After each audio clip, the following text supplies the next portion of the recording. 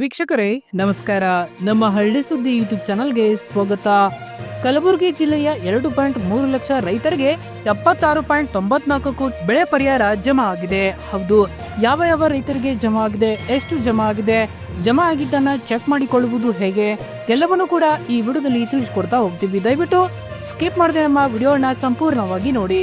ಹಾಗೆ ನೀವು ನಮ್ಮ ಚಾನಲ್ ಅನ್ನ ಸಬ್ಸ್ಕ್ರೈಬ್ ಆಗಿಲ್ಲ ಅಂತಂದ್ರೆ ಈ ಕೂಡಲೇ ಸಬ್ಸ್ಕ್ರೈಬ್ ಆಗಿ, ಹಾಗೆ ಬೆಲ್ ಐಕನ್ ಕ್ಲಿಕ್ ಮಾಡಿ ಆಲ್ ಅಂತ ಸೆಲೆಕ್ಟ್ ಮಾಡಿ. ಪ್ರಸಕ್ತ 2024 ಮತ್ತು 25ನೇ ಸಾಲಿನ ಬೆಳೆ ಎಂಬ ಸ್ಥಳೀಯ ವಿಕೋಪದಲ್ಲಿ ಒಟ್ಟು 2,03,720 ರೈತರಿಗೆ 76.94 ಕೋಟಿ ರೂಪಾಯಿ ಪರಿಹಾರ ರೈತರ ಬ್ಯಾಂಕ್ ಖಾತೆಗಳಿಗೆ ಜಮಾ ಮಾಡಲಾಗಿದ್ದು, ರೈತರು ತಮ್ಮ ಬ್ಯಾಂಕ್ಗಳಿಗೆ ಭೇಟಿ ನೀಡಿ ತಮ್ಮ ಖಾತೆಗೆ ಪರಿಹಾರ ಹಣ ಜಮಾ ಆಗುವುದನ್ನು ಖಾತ್ರಿಪಡಿಸಿಕೊಳ್ಳುವಂತೆ ಜಂಟಿ ಕೃಷಿ ನಿರ್ದೇಶಕ ಸಮದ್ ಪಾಟೀಲ್ ಅವರು ತಿಳಿಸಿದ್ದಾರೆ. ಪ್ರಸಕ್ತ ಸಾಲಿನ ಕಳೆದ ಆಗಸ್ಟ್ ಕೊನೆಯ ವಾರ ಹಾಗೂ ಸೆಪ್ಟೆಂಬರ್ ತಿಂಗಳ ಮೊದಲನೇ ವಾರದಲ್ಲಿ ಸುರಿದ ಮಳೆಯಿಂದಾಗಿ ವಿವಿಧ ಬೆಳೆಗಳ ಮತ್ತು ಸೆಪ್ಟೆಂಬರ್ ಹಾಗೂ ಅಕ್ಟೋಬರ್ ತಿಂಗಳಿನಲ್ಲಿ ಹೆಸರು, ಉದ್ದು ಹಾಗೂ ಸೋಯಾಬೀನ್ ಬೆಳೆಗಳು ಹಾಗೂ ನವೆಂಬರ್ ತಿಂಗಳಿನಲ್ಲಿ ಮಳೆ ಬಾರದೆ ತೊಗರಿ ಬೆಳೆ ಹಾಳಾದ ಕಾರಸ ರೈತರ ವಿಮಾ ಕಂಪನಿಗೆ ದೂರು ಸಲ್ಲಿಸಿದ್ದರು. ಇದೀಗ ಬೆಳೆ ವಿಮಾ ಪರಿಹಾರ ಜಮಾ ಮಾಡಲಾಗಿದೆ. ಇದರ ಹೊರತಾಗಿ ಬಾಕಿ ಉಳಿದ ಅರ್ಹ ರೈತರಿಗೆ ಅಂತಿಮ ಪಾವತಿಯನ್ನ ಬೆಳೆ ಕಟಾವು ಪ್ರಯೋಗಗಳ ಆಧಾರದ ಮೇಲೆ ನಿರ್ಧರಿಸಿ ನೀಡಲಾಗುತ್ತಿದೆ ಎಂದು ಅವರು ತಿಳಿಸಿದ್ದಾರೆ. ಪ್ರಸಕ್ತ 2024 ಮತ್ತು 25ನೇ ಸಾಲಿನ ಮುಂಗಾರು ಹಂಗಾಮಿನಲ್ಲಿ ಬೆಳೆ ವಿಮಾ ಯೋಜನೆಯಡಿ ತೊಗರಿ, ಹೆಸರು, ಉದ್ದು, ಸೋಯಾಬೀನ್, ಹತ್ತಿ ಹಾಗೂ ಇತರೆ ಬೆಳೆಗಳಿಗೆ ಒಟ್ಟಾರೆ ಜಿಲ್ಲೆಯಲ್ಲಿ 2,04,073 ರೈತರು ಬೆಳೆ ವಿಮಾ ನೋಂದಣಿ ಮಾಡಿಸಿಕೊಂಡಿದ್ದಾರೆ. ಬೀದರ್ ಜಿಲ್ಲೆಯಲ್ಲಿ ತೊಗರಿ ಬೆಲೆ ಕುಸಿತದಿಂದ ರೈತರು ಕಂಗಾಲಾಗಿದ್ದಾರೆ. ಹೌದು, ಜಿಲ್ಲೆಯಲ್ಲಿ ತೊಗರಿ ಕಟಾವು ಬಹುತೇಕ ಮುಗಿಯುತ್ತಾ ಬಂದಿದೆ. ಈ ಬಾರಿ ತೊಗರಿ ಬೆಲೆ ಕುಸಿತ ಕಂಡಿದ್ದ ಹಿನ್ನೆಲೆ ತೊಗರಿ ಬೆಳೆದಿರುವ ರೈತರನ್ನ ಸಂಕಷ್ಟಕ್ಕೆ ದೂಡಿದೆ. ಇದರಿಂದ ಕೈಗೆ ಬಂದ ತುತ್ತು ಬಾಯಿಗೆ ಬರದಂತಾಗಿದೆ. ಪ್ರಸಕ್ತ ವರ್ಷ ಉತ್ತಮ ಮಳೆಯಾಗಿದ್ದು ಇಳುವರಿ ಕೂಡ ನಿರೀಕ್ಷೆಯಂತೆ ಬಂದಿದೆ ಎಂದು ರೈತರು ಹಿಗ್ಗಿದ್ದರು. ಕೃಷಿ ಉತ್ಪನ್ನ ಮಾರುಕಟ್ಟೆಯಲ್ಲಿ ತೊಗರಿ ಅವಕ ಪ್ರಮಾಣ ಹೆಚ್ಚಾಗುತ್ತಿದೆ.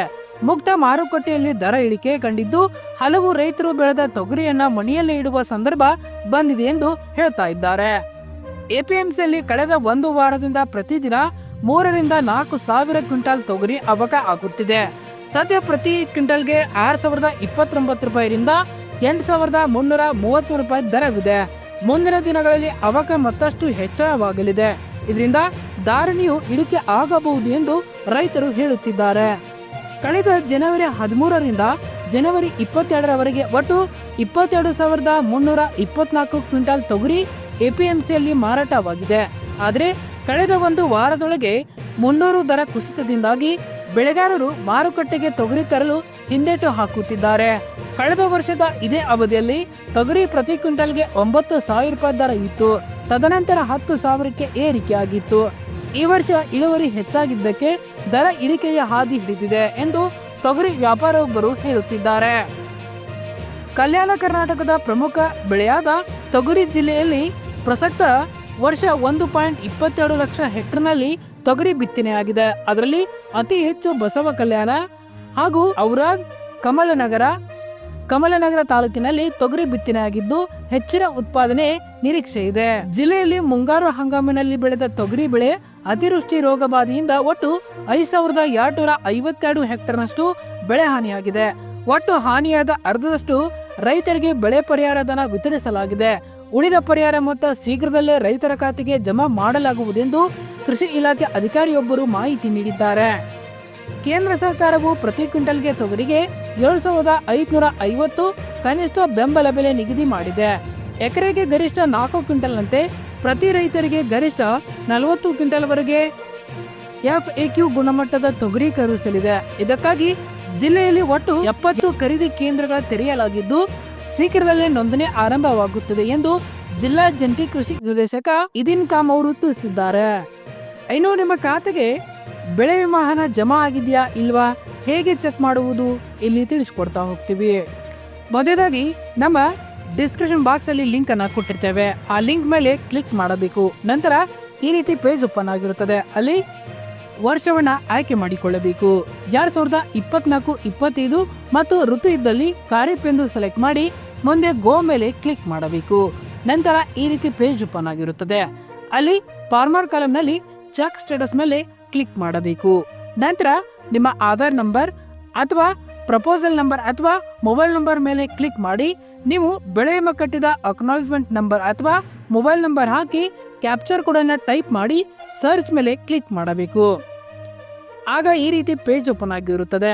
ಒಂದು ವೇಳೆ ಬೆಳೆ ವಿಮೆ ರಸೀದಿ ಕಟ್ಟದೇ ಇದ್ದರೆ ಅಥವಾ ಅಕ್ನಾಲಜ್ಮೆಂಟ್ ನಂಬರ್ ಗೊತ್ತಿಲ್ಲದಿದ್ದರೆ ನಿಮ್ಮ ಮೊಬೈಲ್ ನಂಬರ್ನ ಸೆಲೆಕ್ಟ್ ಮಾಡಿ ಚೆಕ್ ಮಾಡಿಕೊಳ್ಳಬಹುದು. ನಂತರ ಈ ಕೆಳಗಿನಂತೆ ಬೆಳೆ ವಿಮಾ ಕ್ರಾಪ್ ಇನ್ಶೂರೆನ್ಸ್ ಜಮಾ ಮಾಹಿತಿ ದೊರೆಯಲಿದೆ. ಎಷ್ಟು ಜಮಾ ಆಗಿದೆ, ಯಾವ ರೈತರಿಗೆ ಜಮಾ ಆಗಿದೆ, ಯಾವ ಬ್ಯಾಂಕ್ ಖಾತೆಗೆ ಜಮಾ ಆಗಿದೆ ಎಂಬುದನ್ನ ನೀವು ಅಲ್ಲಿ ಚೆಕ್ ಮಾಡಿಕೊಳ್ಳಬಹುದು. ಸರ್ಕಾರದ ಸಬ್ಸಿಡಿ ಸವಲತ್ತು, ಬೆಳೆ ಸಾಲ ಹಾಗೂ ಬೆಳೆ ವಿಮೆಗೆ FID ಕಡ್ಡಾಯವಾಗಿದೆ.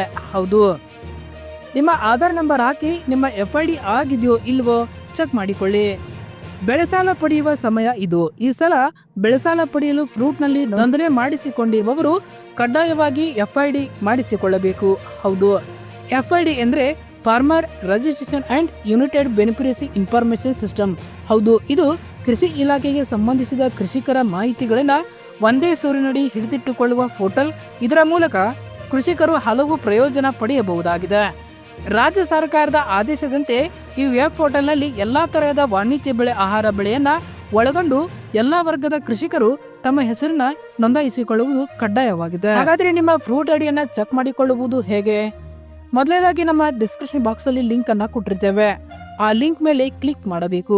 ನಂತರ ನಿಮ್ಮ ಆಧಾರ್ ನಂಬರ್ ಅನ್ನ ಹಾಕಿ ಸರ್ಚ್ ಮೇಲೆ ಕ್ಲಿಕ್ ಮಾಡಬೇಕು. ಆಗ ಈ ರೀತಿ ಪೇಜ್ ಓಪನ್ ಆಗಿರುತ್ತದೆ. ಅಲ್ಲಿ ಮೊದಲನೇದಾಗಿ ನಿಮ್ಮ FID ನಂಬರ್ ಕಾಣಿಸುತ್ತದೆ. ನಂತರ ಅದರ ಕೆಳಗಡೆ ನಿಮ್ಮ ಹೆಸರು ಕಾಣಿಸುತ್ತದೆ. ಒಂದು ವೇಳೆ ನೋಂದಣಿ ಆಗದೇ ಇದ್ದರೆ ನೋಂದಣಿ ಮಾಡುವುದು ಹೇಗೆ ಇಲ್ಲಿ ತಿಳಿದುಕೊಳ್ಳಿ.